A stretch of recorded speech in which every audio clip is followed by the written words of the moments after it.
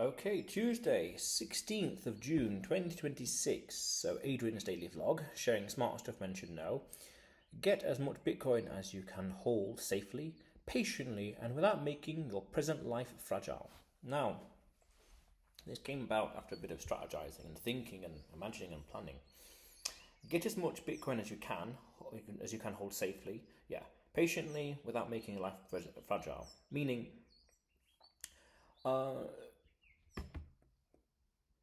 buying and holding Bitcoin, self-custody, and arguably being a Bitcoin maximalist is smart, but it can't be at the extent nor to the expense of fragility in other fields and aspects of life. So we could say no cash buffer, or being a forced seller during emergencies, or overexposure to one asset, which is interesting conversation, or tax or legal sloppiness, clerical errors, poor life quality, that's interesting, or underinvestment in other things in life, health and travel, for example, or leverage or platform risks, so other third-party exposures and risks, banks, you name it, whatever else, or overexposed to certain contracts, things like that.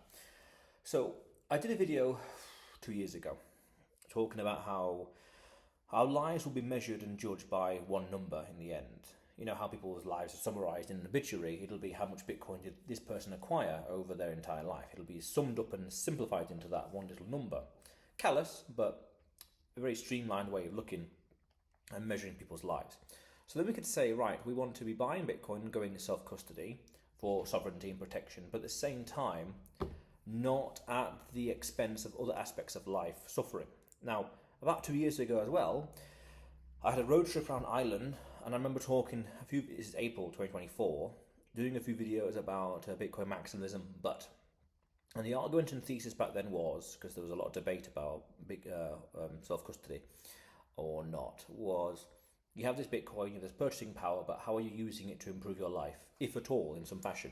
How are you doing things that are more valuable, more rare than Bitcoin? Time, health, diet, things like that. So therein lies opportunity, meaning not to ignore or having underinvestment in other things in life, health and travel, for example. Health with regards to this, meaning your time is much more valuable than Bitcoin, and travel, meaning it puts hair on your chest and you grow as a person, you mature in some ways, and life in general, really. Because there's no point having all this Satoshis and all this purchasing power, but not enjoying life. You've put all the risk and time and energy to have all this stuff, but how are you reaping the rewards in some fashion? It's an interesting thing to consider. But also at the same time, not being a forced seller with regards to situations and scenarios, life, things like that. Meaning have cash buffers, operational capital, so 6, 12, 18 months of fiat as a safe haven, just in case. I like to think of it as layers of security. I have this, I have that, I have this, just in case, if. 10th, 20th layer or line of defense, that's it, things like that. So we could say today's mission is to accumulate as much Bitcoin safely, holding Bitcoin as possible, while building non-Bitcoin life assets. Health, wealth, love, and happiness, we could say in some poetic way.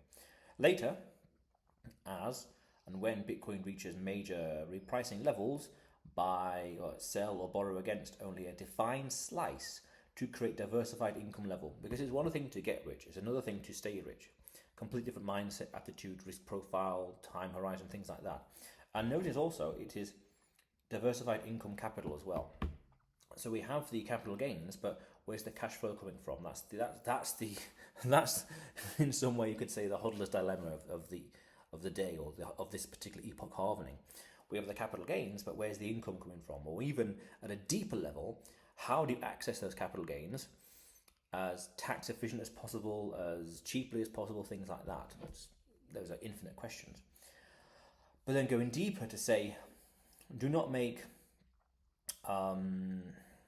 let's say, third-party exposures and yields the core thesis, meaning forgetting the principles and ethos of Bitcoin and Bitcoin maximalism and going into the realms of third-party risk and yield chasing, things like that. Because understand at a deeper level, the yield on Bitcoin is freedom, is sovereignty, is choice. And I did a video a month or something ago, I guess, don't study Bitcoin. You'll be a free, independent person. You'll have sovereignty of your life. things like that. So the core thesis is durable Bitcoin ownership plus increasing personal capability, optionality, choices.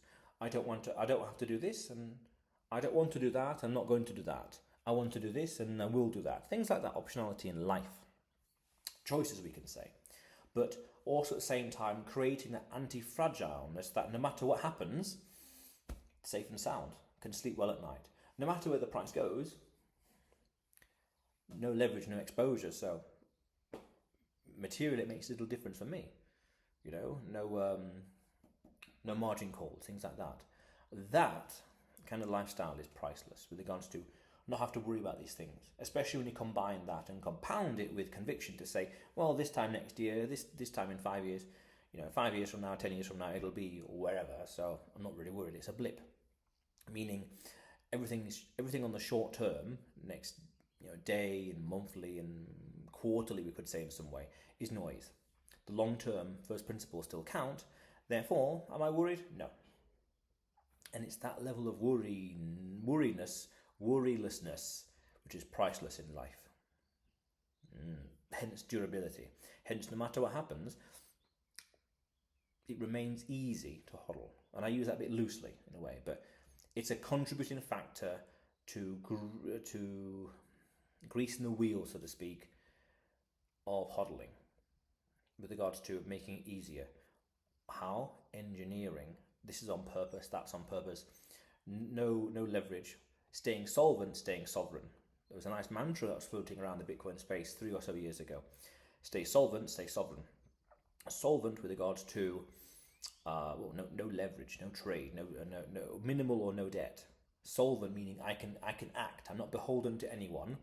I can acquire more Bitcoin. Again, what did we say?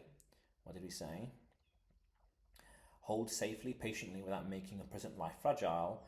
Accumulate as much safely holdable Bitcoin as possible while building non-Bitcoin life assets. So holding it safely, not have to worry about these things. Again, your life probably more than likely will be summarized by how much Satoshis you accumulated. Wow, a nice, simple, easy number to just judge someone's life by. Again, callous, but human nature. So the mantra then will be, stay solvent, stay sovereign, arguably, but never be a forced seller, yes. Stack sat, stay solvent, really, arguably, and have layers of peace of mind, operational capital, things like that. Think. 6 months, 6 years, 16 years ahead, things like that.